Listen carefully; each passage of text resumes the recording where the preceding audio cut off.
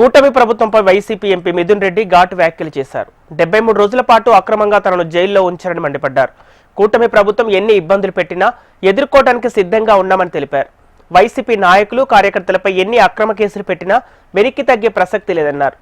ప్రభుత్వం చేసే తప్పులను కప్పిపుచ్చుకునే ప్రయత్నం చేస్తున్నారని ఆక్షేపించారు. కేసు పెట్టి సాధించింది ఏమీ లేదు, ఒక పైశాచిక ఆనందం పొందడం తప్పితే అదేవిధంగా మా తల్లిదండ్రుల్ని మానసికంగా వేధించడం ఒకటి సాధించినారు తప్పితే ఈ కేసు వల్ల సాధించింది ఏమీ లేదు. మీరు కేసులు పెట్టినా లేకపోతే ఇంకోటి పెట్టినా మేము వెనక్కు తగ్గే ప్రసక్తే లేదు. ఖచ్చితంగా గట్టిగా ఇంకా రెట్టింపు ఉత్సాహంతో పోరాడతామని చెప్పి కూడా నేను తెలియజేస్తా ఉన్నాను. ఎక్కడ కూడా వైఎస్ఆర్ పార్టీ క్యాడర్ గాని లేకపోతే నాయకులు గాని ఎక్కడ కూడా ఆధారపడే పరిస్థితి ఉండదని చెప్పి కూడా నేను తెలియజేస్తా ఉన్నాను. ఇవన్నీ కూడా ప్రజలు గమనిస్తా ఉన్నారు.